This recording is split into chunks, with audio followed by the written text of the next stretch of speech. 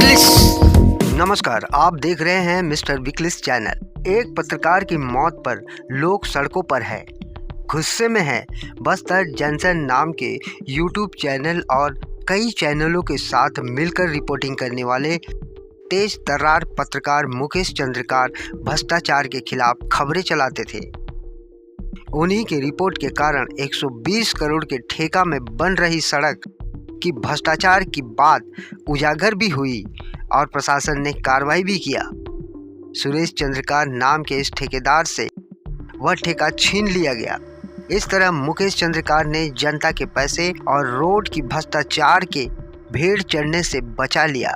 लेकिन उसी ठेकेदार सुरेश चंद्रकार के घर के सेफ्टी टैंक में मुकेश चंद्रकार की लाश मिली। इसकी कीमत चुकाई उन्होंने अपना फर्ज निभाने की। एसआईटी ने इस मामले में मुख्य आरोपी ठेकेदार सुरेश चंद्रकार को गिरफ्तार कर लिया है। इसलिए लोग गुस्से में हैं, सड़कों पर है। अब छत्तीसगढ़ की एसआईटी ने इस मामले में मुख्य आरोपी ठेकेदार सुरेश चंद्रकार को गिरफ्तार कर लिया है। टीम के द्वारा पत्रकार साथी मुकेश चंद्रकार के हत्या की घटना में शामिल फरार आरोपी सुरेश चंद्रकार की देर रात हैदराबाद में हिरासत में लिया गया। साथ ही साथ इस प्रकरण में अब तक सुरेश चंद्रकार के अलावा 3 आरोपियों की गिरफ्तारी पहले की जा चुकी है, जिसमें रितेश चंद्रकार, दिनेश चंद्रकार एवं महेंद्र रामटेके शामिल हैं। साथ ही साथ मामले में विस्तृत पूछताछ की जा रही है। दावा है कि आखिरी बार कॉल करके ठेकेदार सुरेश चंद्रकार के भाई रितेश ने मुकेश चंद्रकार को कॉल कर कुछ बात करने के लिए एक जगह मिलने के लिए बुलाया था। रितेश के साथ मुकेश चंद्रकार की दोस्ती भी थी और वो उनका रिश्तेदार भी बताया जा रहा है। इसके बाद से ही मुकेश चंद्रकार लापता हुए थे। उनका मोबाइल भी स्विच ऑफ आ रहा था। शुरुआती जांच के मुताबिक मुकेश चंद्रकार की लोहे की राड से बेरहमी से पीट कर हत्या कर दिया गया और सेफ्टी टैंक में डाल दिया गया और सेफ्टी टैंक के ऊपर प्लास्टर कर दिया गया था।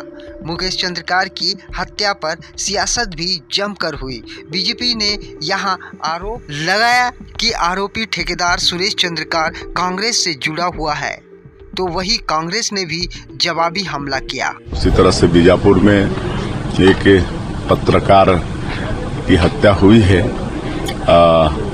वो भी उसके प्रति भी संवेदना है और ये निंदनीय है, लेकिन सरकार मुस्तैदी से उसमें कार्रवाई कर रही है। एसआईटी का गठन कर दिए हैं, 3 अपराधी पकड़े भी गए हैं और कोई भी दोषीदार बक्से नहीं जाएंगे और ठेकेदार के सारे अकाउंट वगैरह सील कर दिए गए हैं। उसके अवैध जो कब्जे हैं उसको भी हटाए गए हैं और एक कांग्रेस का एक कार्यकर्ता था, एससी मोर्चा का पदाधिकारी था। 29 अप्रैल को 2024 को जारी किया हुआ यह पत्र है, जिसमें कांग्रेस के अधिकारी ने मुकेश चंद्रकार जी को और उनके साथ 2 अन्य पत्रकारों का बहिष्कार किया। मतलब मैंने जीवन में पहली बार देखा भैया कि इसमें पत्रकारों का बहिष्कार किया और उस पर कहा भी ये कि वो जो स्थानीय विधायक विक्रम मंडावी जी हैं उसके विरुद्ध छाप रहे हैं और अन्य किसी राजनीतिक दल का समर्थन कर रहे हैं, ऐसा उन्होंने लिखा है। अभी किसके विरुद्ध छाप रहे थे वो, किसके विरुद्ध उन्होंने रोड का विषय उठाया था? मतलब विचित्र बात है, अजीब दादागिरी है और अजीब स्थिति है। और उस पर पूर्व मुख्यमंत्री जी कहते हैं तो भैया जांच तो सरकार कर ही लेगी, जांच प्रशासन कर ही लेगा, उसमें आपकी मांग की भी आवश्यकता नहीं और आप कहोगे नहीं कहोगे उससे भी कोई लेन देन नहीं। सारी बातों की घोषणा कल ही हो चुकी। प्रश्न ये है कि आप ये बताएं कि ये सुरेश चंद्रकार को आप लोगों ने जिलों के प्रभारी बनाए थे, उनका क्या है? जांच की बात जहां तक कर रहे हैं तो जांच तो होनी चाहिए। ये सरकार निकम्मी सरकार है। आज कोई सुरक्षित नहीं है, न आदिवासी सुरक्षित है, न पत्रकार सुरक्षित है, न महिला सुरक्षित है, न आम जनता सुरक्षित है, न बेटी बेटियां सुरक्षित है, न यात्री सुरक्षित है। लगातार घटनाएं घट रही है और भयानक घटनाएं घट रही है।